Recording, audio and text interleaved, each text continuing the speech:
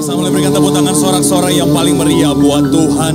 Kita tundukkan dalam kita saat dalam doa, kita berdoa. Terima kasih Tuhan, Kau Tuhan yang luar biasa dalam kehidupan kami. Kau Tuhan yang sangat mengasihi setiap kami. Bahkan saat sore malam hari ini Tuhan, Kau Tuhan yang selalu menyatakan kasih setiamu, penyertaan-Mu dalam kehidupan kami. Kami boleh ada, boleh bernafas, bahkan boleh beribadah sampai hari ini. Dan kami percaya Tuhan, kalau Tuhan menyertai kami sampai hari ini, artinya sampai putih rambut kami, sampai masa tua kami, sampai akhir kehidupan kami akan melihat penyertaan Tuhan, berkat Tuhan, kasih setia Tuhan tetap akan dinyatakan dalam kehidupan kami. Oleh sebab itu kami percaya hidup kami pasti diberkati Tuhan. Kami percaya pekerjaan kami pasti diberkati. Bahkan sampai anak cucu kami semuanya juga pasti diberkati untuk hormat kemuliaan nama Tuhan. Dan dengan ucapan syukur itu Tuhan, di tempat ini kami menaikkan pujian penyembahan kami bersama dengan seluruh jemaat-Mu yang terhubung melalui live streaming ini Tuhan. Kami menaikkan pujian kami, penyembahan kami. Kami berdoa biar kiranya Tuhan pujian dan penyembahan yang telah kami naikkan boleh menyenangkan hati Tuhan. Karena kami percaya ketika hati Tuhan disenangkan, ada hadirat Tuhan yang tercurah bagi setiap kami. Dan kami percaya dengan iman,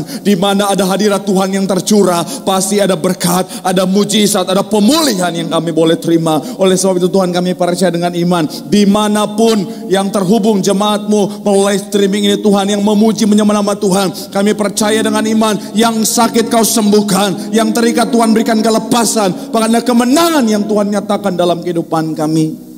Tiba saatnya kami siap, kami rindu untuk lebih lagi diberkati melalui kebenaran firman-Mu. Doa kami Tuhan jamah, ubahkan hati kami bagaikan tanah yang subur, agar ketika benih firman Tuhan ditabur, benih firman boleh bertumbuh, berakar dan berbuah kemanapun kami melangkah. Cahaya Tuhan, image Tuhan boleh terpancar melalui kehidupan kami. Hamba-Mu yang Kau percayakan menyampaikan firman. Doa kami Tuhan, urapi Tuhan, sucikan, layakkan, tutup bungkus di balik kaki salib-Mu. Jika ada dosa mohon ampun, jika ada kelemahan tubuh Tuhan, Kau yang berikan kekuatan. Hamba-Nya manusia biasa, penuh dengan kekurangan, penuh dengan keterbatasan. Tapi kami percaya dengan iman, ketika ada di tangan Tuhan, Tuhan sanggup ubahkan jadi luar biasa untuk jadi saluran berkat buat setiap jemaat-Mu. Kami doa, apapun yang disampaikan bukan berdasarkan hikmat hamba yang terbatas, tapi setiap kata kalimat adalah isi hati Tuhan. Dan kami percaya isi hati Tuhan, sesimpel apapun kalimatnya, pasti memberkati setiap kami. Berbicaralah Tuhan, berfirman bagi setiap kami, karena kami siap untuk mendengarkannya. Dalam nama Yesus, dengan sukacita, dengan iman yang siap diberkati, terima isi hati Tuhan yang sudah ingin diberkati Tuhan. Sama-sama kita katakan amin. Boleh berikan tepuk tangan yang paling meriah buat Tuhan. Silakan duduk saudara. Terima kasih buat worship leader, singer, pemain musik, serta semua yang sudah melayani. Dan dari mimbar ini saya mau sampaikan salam damai sejahtera, shalom. Sekali lagi dimanapun saudara berada, shalom. Haleluya, haleluya, haleluya. Senang bisa jumpa saudara saat sore malam hari ini saudara. Dan sebelum saya memulai khotbah, saya ingin mengucapkan terima kasih dulu, karena saudara sudah setia menanti saudara. Sedikit informasi, tadi saya harus menyelesaikan tugas dulu saudara. Ada yang harus saya ambil dulu tanggung jawab di daerah Bekasi saudara, di cabang yang sebelumnya saudara. Dan saya di sana baru selesai mereka di sana baru selesai sekitar jam 6. Jadi harus saya tunggu dulu saudara. Dan langsung saya buru-buru ke sini saudara. Jadi tadi saya di perjalanan udah kayak Michael Schumacher saudara. Sampai saya bilang sama tim saya, tolong, saya masih ingin nikah.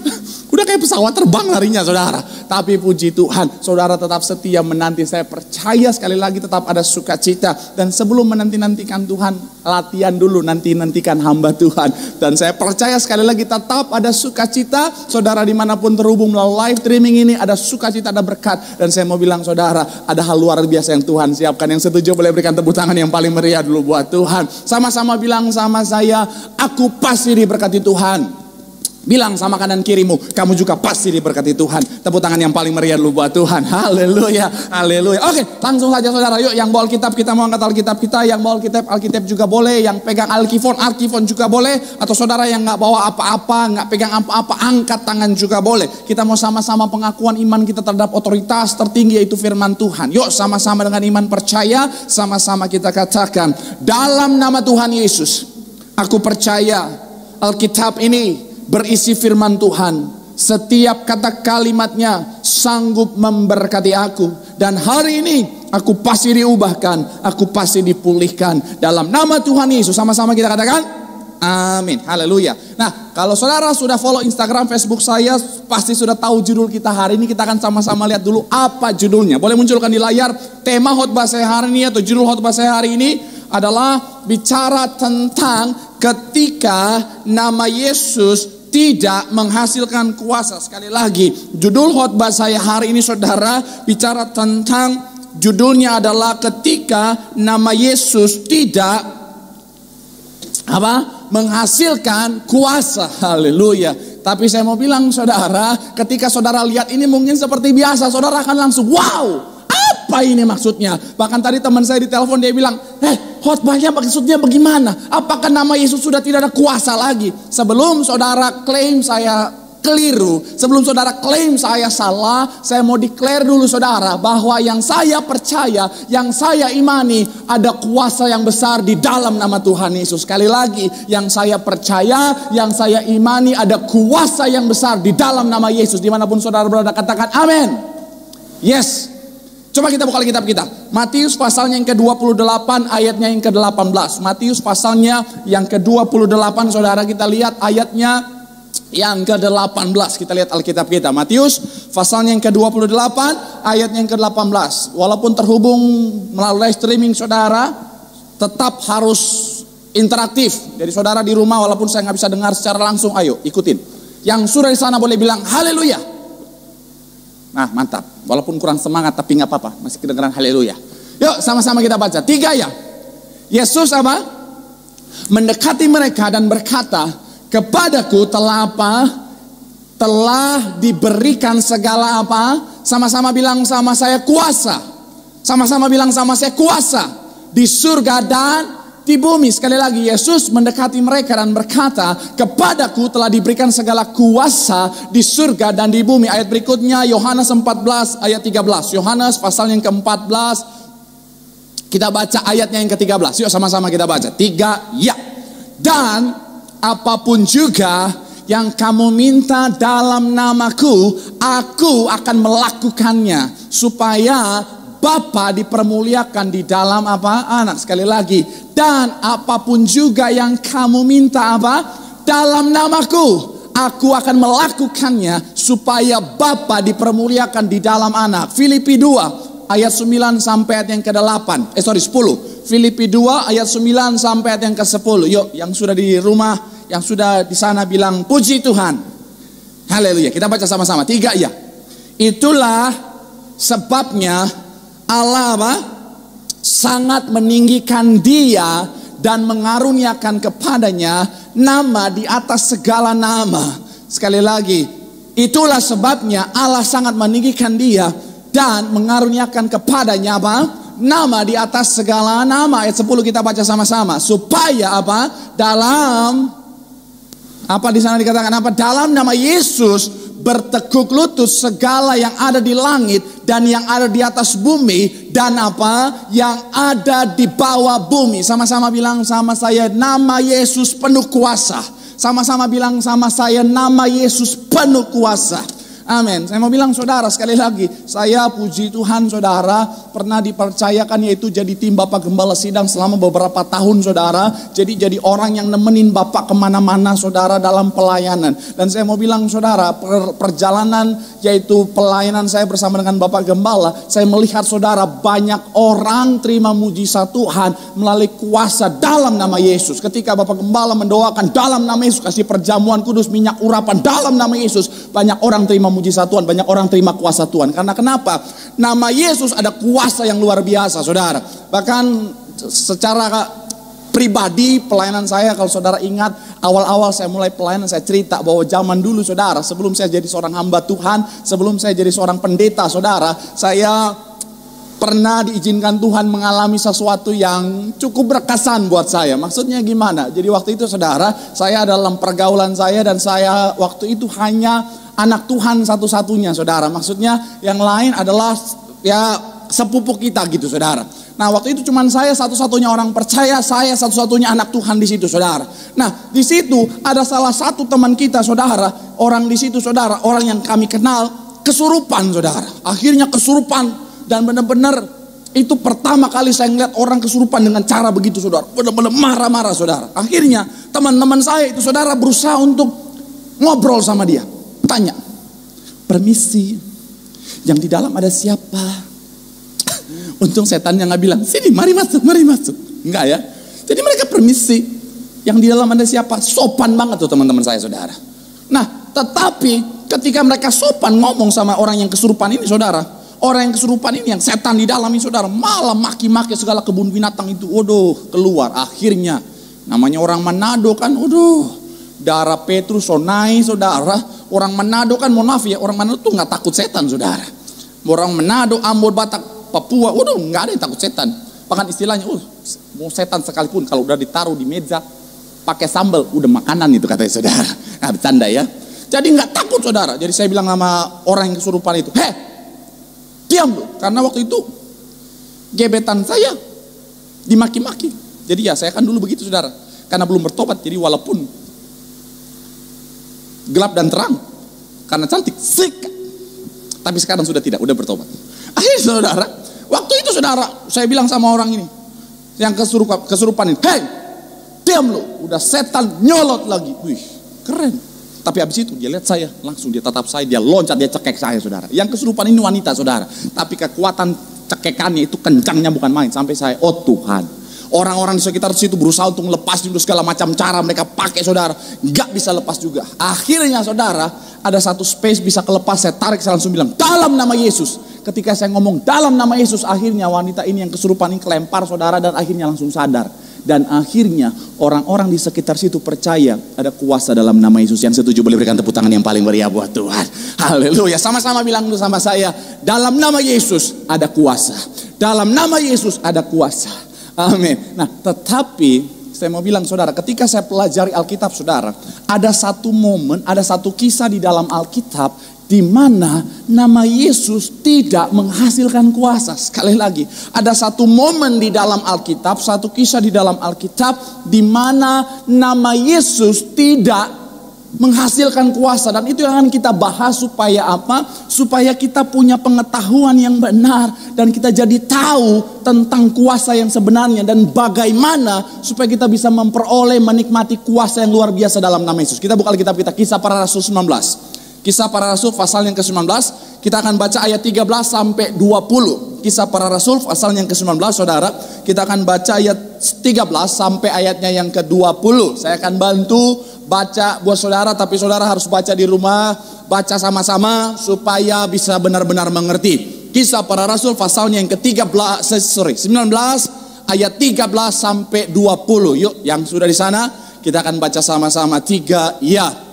Juga beberapa tukang jampi Yahudi yang berjalan keliling di negeri itu mencoba menyebut nama Yesus atas mereka yang kerasukan roh jahat dengan berseru katanya, aku menyumpahi kamu demi nama Yesus yang diberitakan oleh Paulus. Ayat 14 dikatakan apa di sana? Mereka yang melakukan hal itu ialah apa? 7 orang anak dari seorang imam kepala Yahudi yang bernama siapa? Skewa. Kemudian dikatakan apa di sana? Tetapi roh jahat itu apa? Menjawab, Yesus aku kenal dan Paulus aku ketahui. Cuma dikatakan apa? Tetapi kamu, siapa kamu? Ayat berikutnya.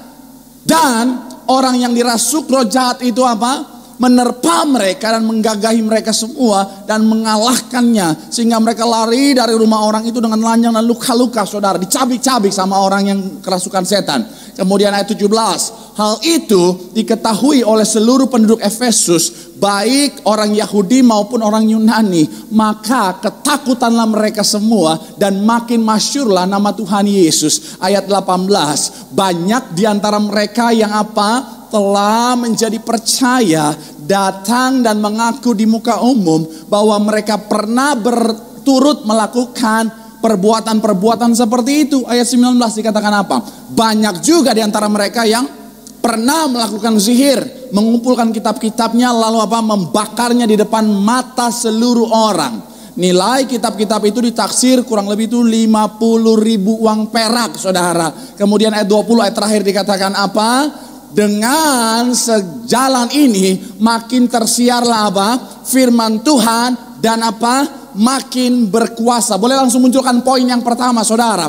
Apa yang menyebabkan sehingga pada saat itu saudara nama Yesus tidak menghasilkan kuasa? Yang pertama bicara tentang apa? Karena ada dosa. Sama-sama bilang sama saya, karena ada dosa. Sama-sama bilang sama saya, karena ada dosa. Coba munculkan yaitu ayat 13 lagi saudara. Ayat 13. Saudara kita akan banyak pelajari Alkitab. Ayat 13. Dikatakan apa di bagian awal? 3 ya. Juga apa? beberapa tukang jampi Yahudi. Tahan sampai di situ. Jadi kalau kita lihat profesi mereka ini saudara adalah tukang-tukang jampi, atau bicara tentang dukun, atau bicara tentang mereka ini adalah penyihir saudara. Dan saya mau bilang saudara, ini yang menggambarkan mereka adalah orang-orang yang hidup dalam dosa. Kenapa begitu? Karena mereka adalah orang-orang yang sangat dekat dengan yang namanya roh-roh kegelapan saudara. Mereka adalah orang-orang yang bermain-main dengan roh-roh jahat saudara. Bahkan di dalam Alkitab saya mau bilang saudara, mereka yaitu seperti ada yang namanya melakukan perjanjian darah dengan iblis, dengan roh jahat saudara. Dan di dalam perjanjian lama dengan tegas bilang bahwa ini merupakan kekejian bagi Tuhan saudara. Itu kenapa even mereka pakai nama Yesus jadi tidak menghasilkan kuasa.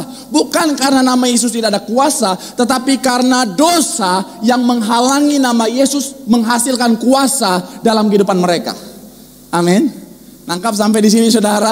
Jadi bukan berarti nama Yesusnya tidak ada kuasa, tetapi karena ada dosa ini yang menghalangi nama Yesus menghasilkan kuasa dalam kehidupan mereka. Alkitab dengan tegas bilang begini, bukan tangan Tuhan kurang panjang, bukan telinga Tuhan kurang mendengar, tapi yang menghalangi doamu sampai pada Tuhan, bahkan dia menyembunyikan dirinya daripadamu adalah apa? Untuk yang namanya melakukan mujizat, melakukan yang namanya kuasa di dalam nama Yesus. Itu kenapa kalau saudara perhatikan Bapak Gembala Sidang kita, beliau salah satu kunci beliau pelayanannya luar biasa, banyak melakukan mujizat dalam nama Yesus, dalam perjamuan kudus dan minyak urapan. Karena kenapa? Beliau jaga hidup, nggak mau hidup dalam dosa. Karena kenapa? Itu standar. Dosa bisa jadi penghalang yang namanya kuasa untuk bisa kita terima dalam kehidupan kita. Sekali lagi, nama Yesus kuasanya itu besar. Tetapi ketika ada dosa, maka dosa yang akan menjadi penghalang. Saya coba bandingkan dengan Matius 7 saudara. Di Matius 7 ada satu kejadian di mana ada orang-orang yang mereka bernubuat, mereka melakukan mujizat saudara dalam nama Yesus. Tapi ketika hari-hari terakhir Tuhan bilang, penyalah kamu sekalian para pembuat kejahatan. Artinya apa? Mereka berdosa. Saya coba bandingkan, maksudnya apa? Tapi ketika saya pelajari lebih dalam, ternyata begini saudara. Mereka dahulunya adalah orang-orang benar. Mereka dahulunya adalah orang-orang yang hidup dalam Tuhan. Itu kenapa kalau saudara ambil terjemahan baik King James Version-nya maupun bahasa Indonesia masa kini saudara, itu mujizat, nubuatan itu yang mereka lakukan bersifat past tense atau masa lalu saudara, sudah dikerjakan. Tetapi ketika mereka hidup dalam dosa, akhirnya saya mau bilang saudara, Tuhan bilang nyala kamu pada pembuat kejahatan. Itu kenapa saya mau bilang sekali lagi saudara, dosa dapat menghalangi kuasa Tuhan dinyatakan dalam kehidupanmu. Jaga hidupmu, jaga perbuatanmu. Jangan saudara pikir karena pakai nama Yesus, terus walaupun dalam dosa, terus pakai nama Yesus ada kuasa. Mohon maaf, kuasa nama Yesus tidak berubah, tetap besar. Tapi dosa yang akan menghalangi itu. Pertanyaan saya, ada nggak orang bikin dosa pakai nama Yesus? Ada? Ada. Ada nggak orang main judi pakai nama Yesus? Ada. Lagi main kartu. Dalam nama Yesus menang. Iya. Ada? Ada. Saya ingat banget, saya pernah lihat ada bapak-bapak biasa, udah nongkrong, pegang kartu, sambil disamsu jiwa sampai surga. Akhirnya teguk miras sedikit, terus apa, main kartu sambil nyanyi lagu rohani. Bersama Yesus lakukan perkara besar. Pasti mau pasang dalam nama Yesus menang. Iya. Pertanyaan saya, ada kuasa nggak? Nggak ada. Ada orang pasang togel dalam nama Yesus, 4 angka tembus dalam nama Yesus. Ada kuasa? Nggak ada. Ada orang udah mau ketangkap karena lagi selingkuh, tiba-tiba ada penggerebekan, istrinya sama polisi datang, dia sembunyi di bawah kolong sambil berdoa dalam nama Yesus, semoga tidak ketangkap. Pertanyaan saya, ada kuasa nggak? Nggak. Lagi dalam dosa, pasti itu udah nggak ada kuasa di dalamnya. Bukan karena nama Yesus tidak berkuasa, tapi karena ada dosa yang menjadi penghalang sehingga nama Yesus tidak menghasilkan kuasa dalam kehidupannya. Tapi kabar baiknya, Ketika saudara dan saya hidup benar, hidup dalam pertobatan.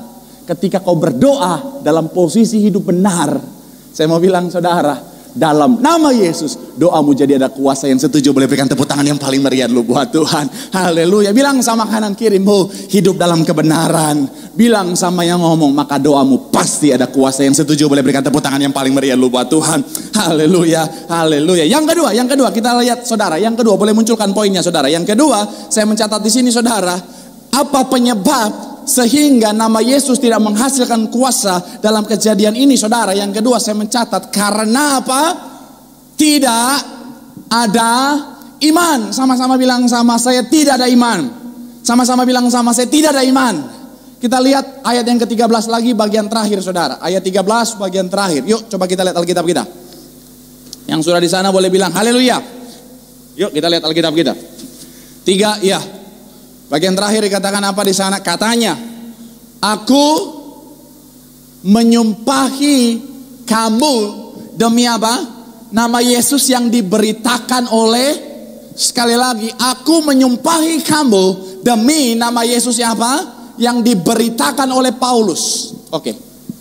Pertanyaan saya, mereka kenal Yesus atau tidak? Jawab aja. Saudara di rumah, tidak ada yang tahu saudara jawabnya benar atau salah. Jadi yang penting jawab aja. Menurut saudara, dari ayat yang kita baca tadi, mereka itu kenal Yesus atau tidak? Perhatikan, kenal atau tidak? Jawabannya tidak. Mereka tidak kenal Yesus. Mereka cuma tahu bahwa Paulus pernah menyembuhkan orang dalam nama Yesus. Jadi mereka tidak sama sekali mengenal Yesus. Artinya apa? Saya mau bilang saudara, dapat disimpulkan tidak ada iman di dalamnya. Karena kenapa? Boleh munculkan gambarnya. Bicara tentang iman saudara. Iman kata Alkitab, mohon maaf ya pas-pasan, saya bikin pakai handphone. Iman adalah timbul dari pendengaran akan firman. Dan pendengaran akan firman akan menghasilkan pengenalan akan Yesus. Kenapa? Karena Yesus adalah firman itu sendiri. Nah, pengenalan akan Yesus itu akhirnya juga akan kembali menjadi iman. Itu siklusnya saudara. Nah, mereka tidak mengenal Yesus. Itu kenapa dapat sangat dipastikan mereka tidak beriman. Karena kalau mereka beriman, mereka akan mengalami pertobatan. Tidak tetap menjadi seorang dukun, penyihir saudara. Kalau saudara lihat di ayat 19 terjadi pertobatan yang luar biasa. Para penyihir waktu itu saudara, oleh karena pelayanan Paulus akhirnya bertobat saudara. Bahkan mereka bakar itu kurang lebih 50.000 uang perak. Nilainya dari buku-buku mantra itu. Kalau di convert saya pernah baca satu referensi bilang kira-kira nominal uang sekarang $10.000. $10.000 kurs Indonesia 15.000 misalnya 150 juta. Bayangin saudara, terjadi pertobatan. Tetapi mereka tetap dalam posisi mereka sebagai seorang penyihir saudara, sebagai dukun saudara. Artinya apa? Mereka ketika menyampaikan dalam nama Yesus tidak ada iman di dalamnya. Dan saya mau bilang saudara, ketika tidak ada iman, saya mau bilang saudara, artinya tidak ada kuasa. Bukan karena nama Yesusnya tidak berkuasa, nama Yesusnya berkuasa, tetapi ketika tidak ada iman, maka tidak akan menghasilkan apa-apa saudara. Saudara ingat sebuah kisah di mana ketika Tuhan Yesus pelayanan dan tidak lakukan mujizat. Coba kita lihat Alkitab kita saudara. Saya mencatat di sini saudara, yaitu di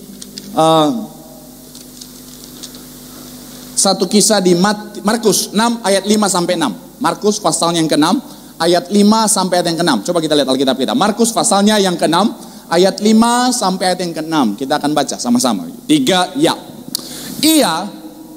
Ini Yesus saudara, tidak dapat mengadakan satu mujizat pun di sana. Perhatikan, ia adalah Yesus ini saudara, tidak dapat mengadakan satu mujizat pun di sana, kecuali menyembuhkan beberapa orang sakit dengan meletakkan tangannya di atas mereka.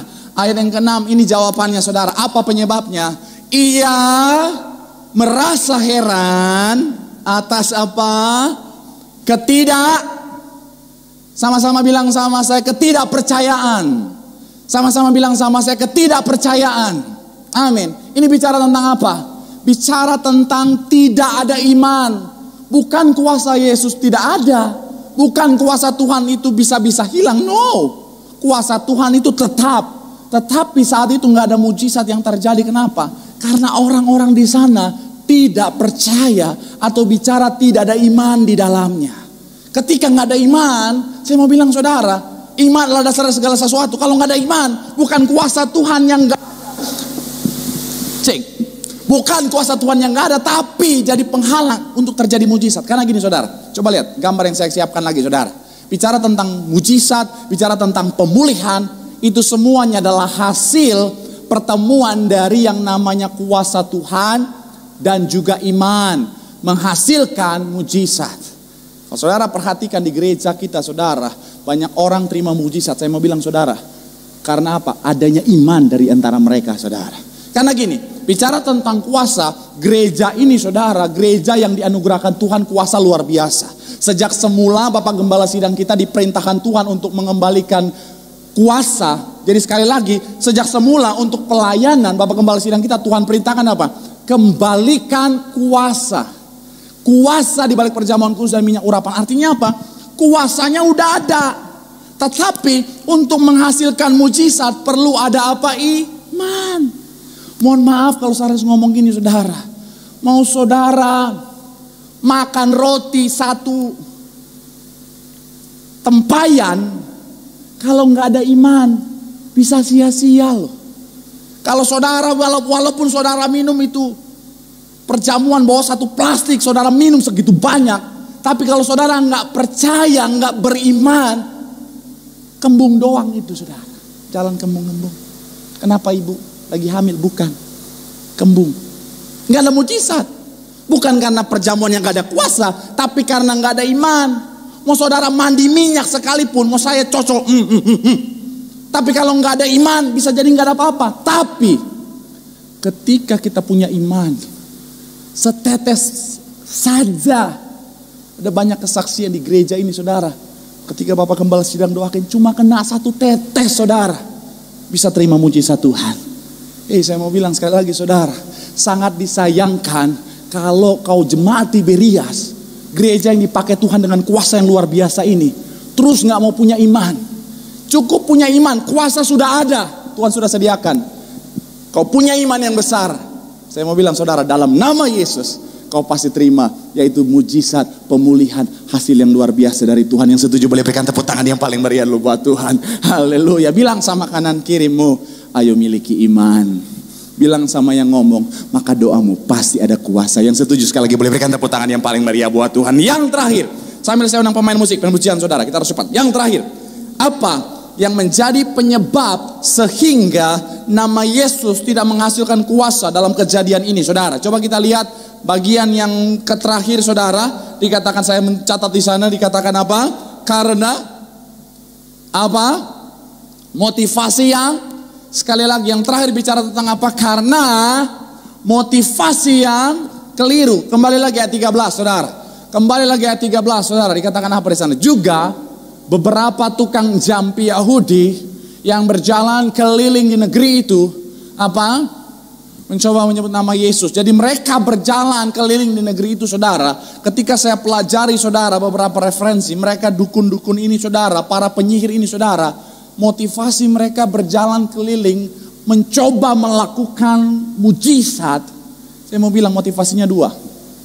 Yang pertama adalah popularitas, yang kedua adalah uang saudara. Sekali lagi, motivasinya yang pertama adalah popularitas, yang kedua adalah uang. Akhirnya apa?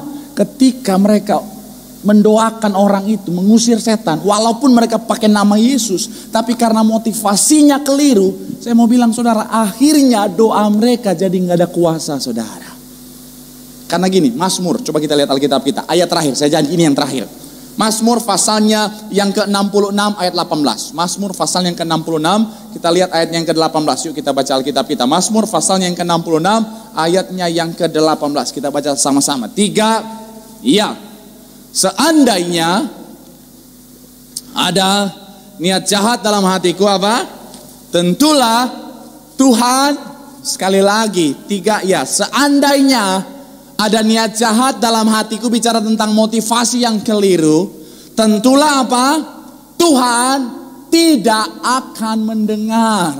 Saya mau bilang saudara, ketika kita berdoa dengan motivasi yang salah, motivasi yang keliru, maka doa kita tidak akan dijawab Tuhan. Doa kita tidak ada kuasa, saudara.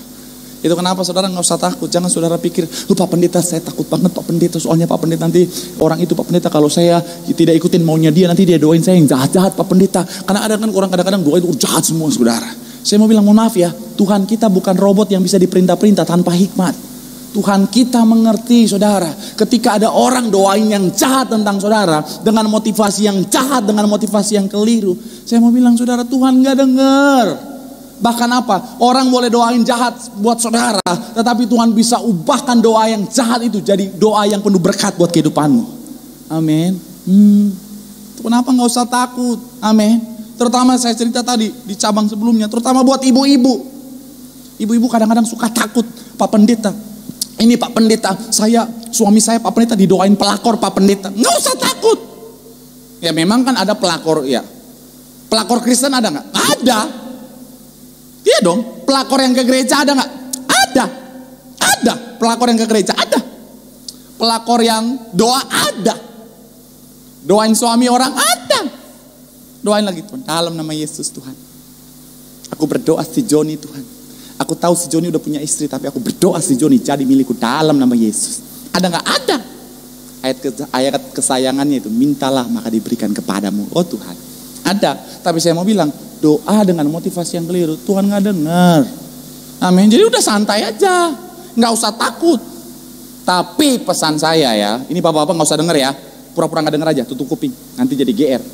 Tapi pesan saya ya, buat para ibu-ibu ya, jangan karena kau tahu bahwa doa pelakor itu nggak ada kuasa, terus akhirnya saya enaknya sama suami. Mohon maaf ya, mohon maaf sekali lagi ya, kita kan kadang-kadang istri-istri Kristen itu dibandingin yang lain saudara, mohon maaf ya. Istri-istri Kristen tuh kadang-kadang suka belagu. Iya, kenapa? Kalau istri-istri yang lain seberang sana saudara, mereka tuh hormat suaminya luar biasa. Kenapa? Kalau berani macam-macam, mau aku madu kamu. Jangan abang, aku minta maaf. Iya. Coba kalau istri Kristen, suami belum marah baru langsung apa? Mau cerai? Ha? Bapak Gembala bilang apa? Neraka. Itu, Bu, jangan ketawa. Bertobat, Bu. Saya mau bilang saudara, jangan juga begitu. Tetap sayangi. Alkitab bilang kan, suami itu imam dihormati. Jangan akhirnya suami dikasar-kasarin. Kadang-kadang mohon maaf ya, karena tahu sudah dipersatukan Tuhan tidak boleh diceraikan manusia, akhirnya suami dijahat-jahatin, marah-marahin, apa lu dasar lu laki-laki tidak berguna lah. Oh Tuhan, akhirnya suami kabur bukan gara-gara doa pelakor, gara-gara bacot ibu-ibu. Bertobat ya. Saya mau bilang saudara, ketika berdoa dengan motivasi yang keliru tidak ada kuasa. Tapi saya mau bilang kabar baiknya, ketika kau berdoa dengan motivasi yang benar dalam nama Yesus, doamu pasti ada kuasa. Yang setuju boleh berikan tepuk tangan yang paling meriah buat Tuhan. Bilang sama kanan kirimu, milikilah motivasi yang benar. Bilang sama yang ngomong, maka doamu pasti ada kuasa. Yang setuju boleh berikan tepuk tangan yang paling meriah lo buat Tuhan. Haleluya. Sama-sama teduhkan hati kita di hadapan Tuhan.